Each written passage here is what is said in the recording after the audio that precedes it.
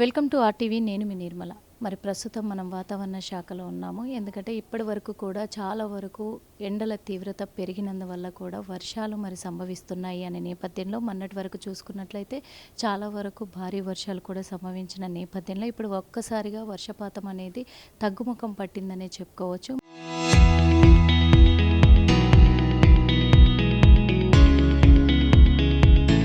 మరి రాబోయే రోజుల్లో ఎలా ఉండబోతుంది ఏంటి? ఎందుకంటే రేపటి నుంచి కూడా మళ్ళీ వర్ష ప్రభావం పెరగబోతుంది అని చెప్పేసి అలర్ట్ చేస్తూ ఉన్నారు. కాబట్టి వాతావరణ శాఖ నిపుణులు రఘు గారు మనతో ఉన్నారు. అడిగి తెలుసుకునే ప్రయత్నం అయితే చేద్దాం. ఎలా ఉండబోతుంది ఏంటి, ప్రజలకు ఎలాంటి సూచనలు ఇవ్వబోతున్నారు అనే విషయం పట్ల కూడా తెలుసుకునే ప్రయత్నం చేద్దాం. సార్ చెప్పండి, ఎలా ఉండబోతుంది? ఎందుకంటే మొన్న కూడా చూసాము, ఒక 2 డేస్ 3 డేస్ హైదరాబాద్లో మాత్రము చాలా వరకు భారీ వర్షం ఎప్పటికప్పుడు కూడా మారిపోతూ క్లౌడ్స్ అనేవి కూడా చాలా వరకు నమోదయ్యాయి. అలాంటిది ఇప్పుడు ఎలా ఉండబోతుంది? మళ్ళీ ఎండ తీవ్రత పెరుగుతుందా, లేకపోతే వర్షాల ప్రభావం ఏమన్నా ఉండబోతుందా? మనం ముఖ్యంగా ఇప్పుడున్న వాతావరణ పరిస్థితులు చూసుకున్నట్లయితే అండి, వచ్చే 2-3 రోజుల్లో కూడా ఎటువంటి వర్షాలు అంటే విరివిగా పడే అవకాశాలు అయితే లేవు. సో దీనివలన మనకి ఎస్పెషల్లీ ఈ ఉత్తర మరియు ఈశాన్య జిల్లాల్లో మనకి టెంపరేచర్స్ పెరిగి వడగాల్పులు వీచే అవకాశాలు అయితే ఎక్కువే ఉన్నాయండి. ముఖ్యంగా రాష్ట్రం మొత్తం కూడా చూసుకున్నట్లయితే సగటుతో పోల్చుకుంటే 2-3 డిగ్రీలు ఎక్కువ టెంపరేచర్స్ ఉండే అవకాశాలు ఎక్కువ ఉన్నాయి ప్రస్తుత పరిస్థితుల్లో రాష్ట్ర వ్యాప్తంగా అండి. ఎందుకంటే రాష్ట్ర వ్యాప్తంగా ఇప్పుడు రైతులు పంటలు వేసుకునే టైము వర్షాలు వస్తేనే వాళ్ళకు ప్లస్ అవుతుంది. అలాంటిది వాళ్ళు కొంచెం ఇబ్బందులు పాలయ్యే అవకాశాలు కూడా ఉన్నట్టుగా కనిపిస్తుంది. వాళ్ళకి ఏం చెప్తారు? ముందు నుంచి ఇదే చెప్తున్నామండి. ఈ సంవత్సరం మనకి ఎల్నినో ఏర్పడడం జరిగింది. సో దీనివలన మనకి తెలంగాణ రాష్ట్రంలో వర్షపాతం అన్నది మనం ఓవరాల్గా చూసుకుంటే సాధారణ కంటే కొంచెం ఎక్కువ ఉన్నప్పటికీ అవి ఋతుపవనాల్లో వచ్చే కంటిన్యూస్గా వచ్చే వర్షపాతాలు కాదండి అవి. అండ్ దీనివల్ల ఏంటంటే మనకి ఆశించేంత వర్షపాతం అన్నది ఎస్పెషల్లీ వ్యవసాయానికి సరిపడా వర్షపాతం అయితే మన దగ్గర ఉండదండి. సో దీని గురించి మనం మొదటి నుంచి చెప్తున్నాం రైతులకి అండ్ ప్రభుత్వం వారికి కూడా నీటి ఎద్దడిని తట్టుకునే పంటలే వేసుకోవాలి అని. ముఖ్యంగా మనం వాళ్ళకి సలహా ఇస్తుంది అపరాలు, లేదంటే ఈ కందులు, మినుములు, జొన్నలు, లేదంటే ఈ ఆముదం ఇలాంటివి మనం ఎక్కువ ప్రోత్సహిస్తున్నామండి మా తరపు నుంచి. ముఖ్యంగా వరి అండ్ పత్తి ఇలాంటివి తగ్గించమని చెప్తున్నామండి.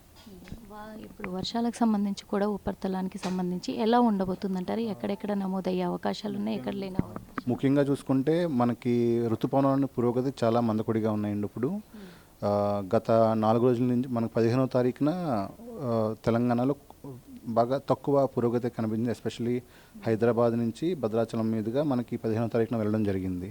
ఆ తర్వాత ప్రస్తుతం ఏమవుతుందంటే మనకి ఇన్ జనరల్ ఏమవుతుందంటే ఈ జూన్, జూలై, ఆగస్ట్ మాసాల్లో మనకి తెలంగాణ మీదుగా పశ్చిమ గాలులు ఎక్కువ ఉంటాయండి. ఆ పశ్చిమ గాలులు ఏముంటాయంటే ముఖ్యంగా మనకి అరేబియా సముద్రం నుంచి మాయిశ్చర్ని తీసుకొచ్చి ఇక్కడ తేమ శాతాన్ని పెంచడం వల్ల మనకి ఇక్కడ వర్షపాతాలు ఎక్కువగా పడుతూ ఉంటాయి.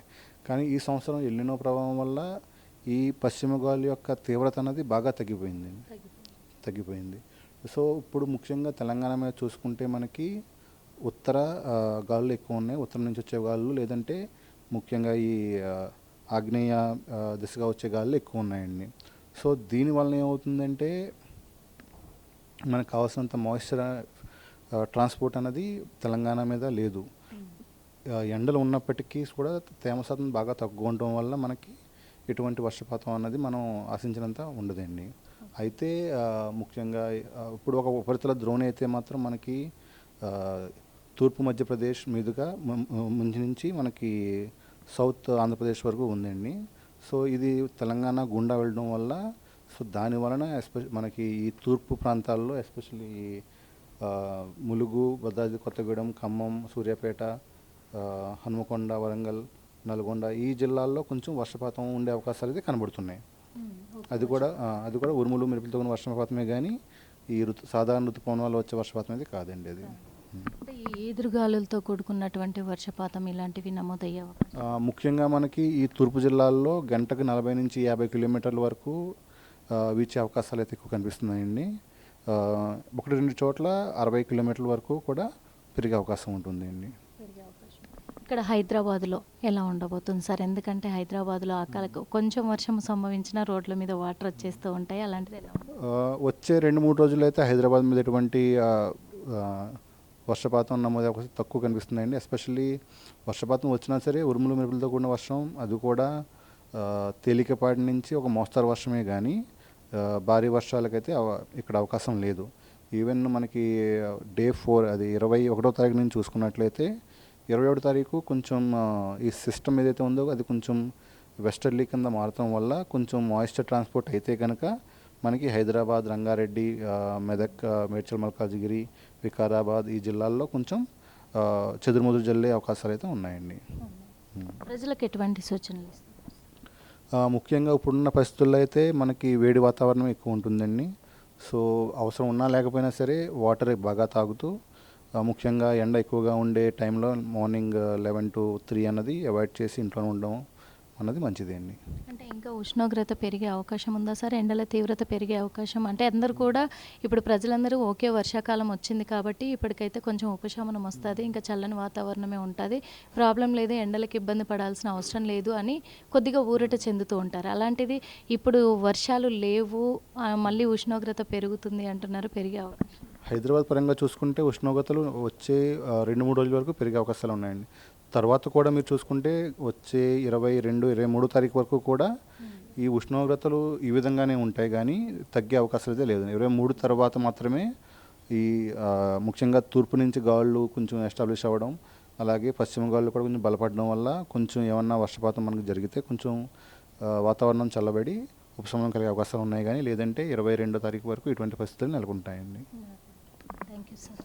చూసాం కదా, మరి ఎట్టి పరిస్థితుల్లో కూడా ఇప్పుడైతే ఖచ్చితంగా ప్రజలైతే వాళ్ళు ఉపశమనం పొందే అవకాశాలు లేవు, ఉష్ణోగ్రత పెరిగే అవకాశమే ఉంది కాబట్టి ఖచ్చితంగా వాళ్ళు వాటర్ తీసుకుంటూ వాళ్ళు కేర్ఫుల్గా ఉండాలి అని చెప్పేసి చెప్తున్నారు. అదేవిధంగా రాష్ట్ర వ్యాప్తంగా చూసుకుంటే రైతులు ముఖ్యంగా వాళ్ళకు పంటలకు కావాల్సినంత వర్షాలైతే ఈసారి నమోదయ్యే అవకాశాలు లేవు కాబట్టి వాళ్ళు పంటలు వేసుకునే విషయంలో చాలా జాగ్రత్త వహించి ధాన్యాలకు సంబంధించినవి వాళ్ళు పంటలు వేసుకుంటే బాగుంటుంది అని చెప్తూ ఉన్నారు. అదేవిధంగా హైదరాబాదు నగరవాసులకు చెప్తున్న విషయం కూడా ఇప్పుడు అక్కడక్కడ చిరుజల్లులు కురిసే అవకాశాలు ఉన్నాయి కానీ భారీ వర్షాలు సంభవించే అవకాశం అయితే లేదు. ఉష్ణోగ్రత ఇలాగే కంటిన్యూ అవుతుంది 23-24 తారీఖు వరకు కూడా.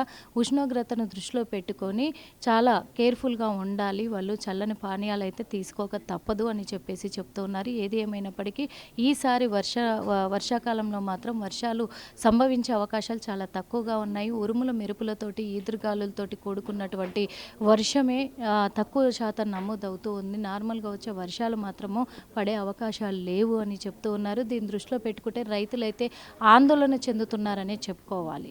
మరి రైతులకి ఎటువంటి ఉపశమనం కలుగుతుందో చూద్దాం. ఈ వర్షాకాలం ఎంతవరకు పంటలు పండుతాయో అది కూడా చూసే అవకాశాలు అయితే కనిపిస్తూ ఉన్నాయి. మరి అది కూడా చూసే అవకాశం, ఎందుకంటే ముందుగానే అలర్ట్ చేస్తూ ఉన్నారు వాతావరణ శాఖ నిపుణులు. ఇటు రైతులకు కావచ్చు, ఇటు ప్రజలకు కావచ్చు, ప్రయాణికులకు కావచ్చు, అందరూ కూడా అలర్ట్గా ఉండాలి అని చెప్తూ ఉన్నారు. ప్రస్తుతం వాతావరణ వెదర్ రిపోర్ట్ మాత్రం ఇలా ఉంది. కెమెరామెన్ వినయ్తో నిర్మల, ఆర్టీవీ.